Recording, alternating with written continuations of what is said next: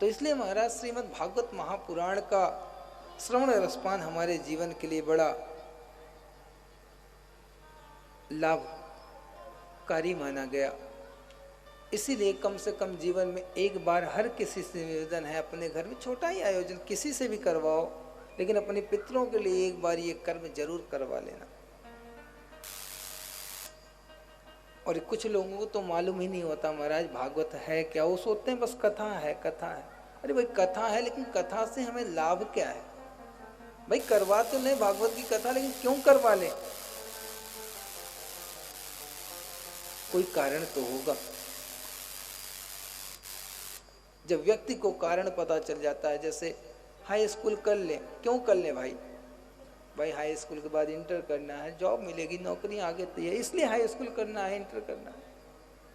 तो इसी प्रकार जब पता हो जाए कि हमें भागवत करना है, क्यों करना है, जब क्यों का मतलब पता चल जाए इसलिए करना है, तो लोग उसको स्वीकार करते हैं, करते हैं। तो इसलिए महाराज इसको सीधा सा समझ लो कि लौकिक पारलौकिक दोनों बनने वाला है, और हम अपने पितृ ऋण से मुक्त होके और धर्म का कार्य करके अपने आने वाली पीढ़ियों का संस्कार बनाने का कार्य करेंगे। क्योंकि महाराज बाढ़े पुत्र पिता के धर्म में और खेती उपजे अपने कर में।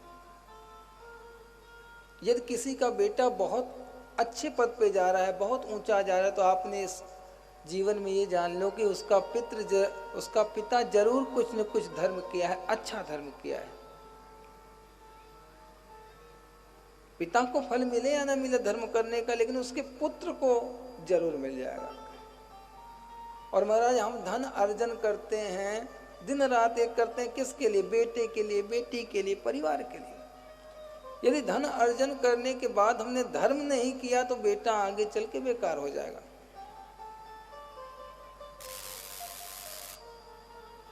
और महाराज कहा भी जाता है कि पूत कपूत तो का धन संचय, पूत सपूत तो का धन संचय।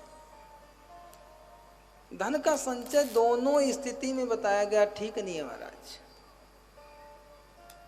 कपूत हो गया तो आप कितना भी संचय कर लो उसको बेकार कर देगा, और सपूत हो गया कुछ भी नहीं है फिर भी महाराज वो अपने हिसाब से बना लेगा। लेकिन हम सिर्फ और सिर्फ धन का संचय करने में इतने लीन हो गए, उसके बाद भी धन संचय नहीं हो पा रहा। पूछो तो महाराज बैंक अकाउंट हमेशा बस खाली ही मिलता उनको। भाई इतना अर्जन कर रहे हो, इतना संचय करने में लगे हो, तो जा कहां रहा है पैसा? महाराज दवा में चला जा रहा है, वकील साहब ले जा रहे हैं। क्यों? क्योंकि हमने दशम अंश जो है का है, ठाकुर जी का है। कहने का तात्पर्य दशम अंश का मतलब 100 रुपए कमाया तो 10 रुपए किसका है? ठाकुर का। ठाकुर का मतलब कोई गरीब है, कोई अनाथ है, असहाय है, या कहीं धार्मिक कार्य हो रहे हैं, उनमें लगा के अपने धन की शुद्धि और दूसरा धर्म करके अपने पुत्र के लिए, अपने बेटे के लिए एक नया संस्कार और एक नया भविष्य उसको देने का कार्य करें। आपके बनाने से बेटा नहीं बनने वाला।